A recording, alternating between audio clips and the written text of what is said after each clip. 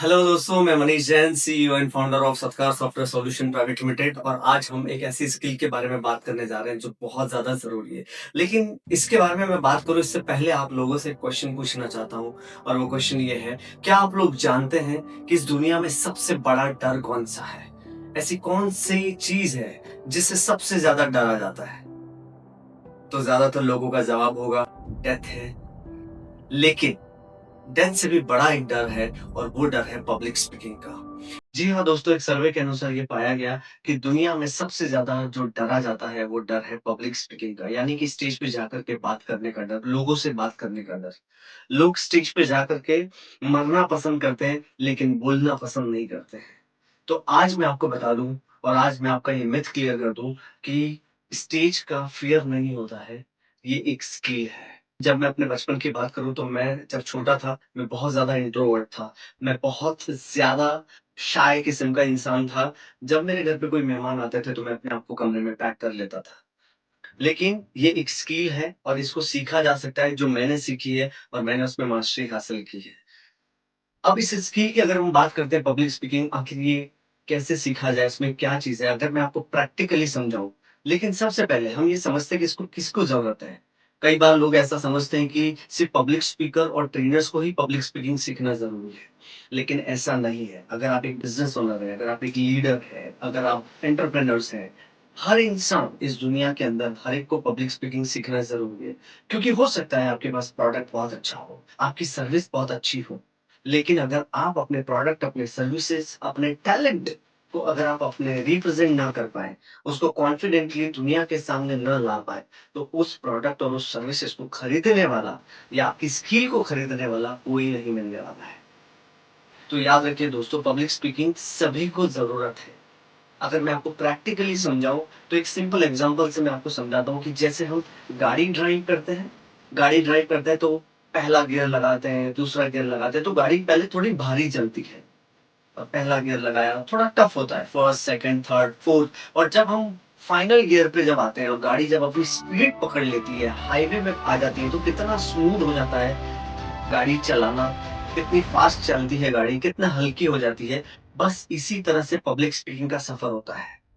Start में जो gears होते हैं, पहला गियर होता है जैसे कि बॉडी लैंग्वेज, वॉइस मॉड्यूलेशन, फिर आता है स्टोरी टेलिंग, और ये सारे जब गियर्स आप लगाते जाते हो, जब फाइनल गियर में आते हो, जब आप उसको प्रैक्टिस में लाते हो, जब आपकी बॉडी लैंग्वेज अच्छी हो जाती है, आपका वॉइस मॉड्यूलेशन अच्छा हो जाता है, जब आपकी स्टोरी टेलिंग वे अच्छा हो जाता है, जब आप अच्छे तरीके से रिप्रेजेंट करने लग जाते हो, धीरे धीरे वो आपके नेचर के अंदर आ जाता है और फाइनल गियर में आपकी गाड़ी आ जाती है। और फाइनल ईयर आने के बाद आप स्मूथली स्टेज पर जाकर के बात करना, लोगों से बात करना आपके लिए नॉर्मल हो जाएगा, भले ही आप इंट्रोवर्ट हो। मुझे अपने सेशंस के दौरान कई बार लोग मुझे बोलते हैं कि मैं बहुत इंट्रोवर्ट हूँ, मेरे लिए तो पब्लिक स्पीकिंग बना ही नहीं है। कई बार मैंने लोगों के मुँह से सुना है, ये तो बॉर्न स्पीकर है। दोस्तों, कोई बॉर्न स्पीकर नहीं होता। दुनिया में सिर्फ बच्चे पैदा होते हैं। बाकी वो जो भी सीखते हैं, वो दुनिया में आने के बाद सीखते हैं। तो ये हमें जानना बहुत ज़रूरी है, और ये मिथ अगर हम अपने दिमाग में पाल के रखते हैं कि ये तो बॉर्न स्पीकर है या ये तो मेरे बस का नहीं क्योंकि मैं इंट्रोवर्ट हूँ, तो ऐसा कुछ भी नहीं है। मैं बहुत बड़ा इंट्रोवर्ट हूँ, लेकिन ये स्किल जब सीखने के बाद मुझे ये समझ में आ गया कि इस स्किल को मैं अपने बिज़नेस के अंदर, अपनी लाइफ़ के अंदर, अपने करियर के अंदर किस तरह से मैं इस्तेमाल कर सकता हूँ। और ये बहुत ज़्यादा ज़रूरी है कि हम इस चीज़ को सीखें, और इसको सीखा जा सकता है। बॉडी लैंग्वेज के एक अलग-अलग, जैसे कि हम स्टेज पर जाते हैं, हमारे लेग किस तरह से मूव हो रहे हैं, हमारे हैंड किस तरह से मूव हो रहे हैं, हमारे शोल्डर किस तरह से मूव हो रहे हैं, हमारे आइज़ किस तरह से मूव हो रहे हैं, ये सारी चीज़ें मैटर करती हैं बॉडी लैंग्वेज में। वॉइस मॉड्यूलेशन में हमारा पिच कब अप करना है, कब डाउन करना है, किस तरीके से बात करना है, पॉजेज़ कहाँ पे लेने हैं, ये सारी चीज़ें मैटर करती हैं।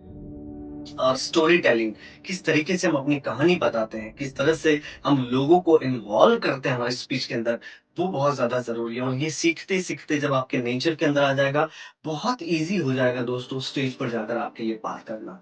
अगर आप इसके बारे में ज़्यादा डीप डाइव करना चाहते हैं, पढ़ना चाहते हैं, तो मेरी बुक है the ultimate secrets of public speaking, जो अमेज़न पर अवेलेबल है।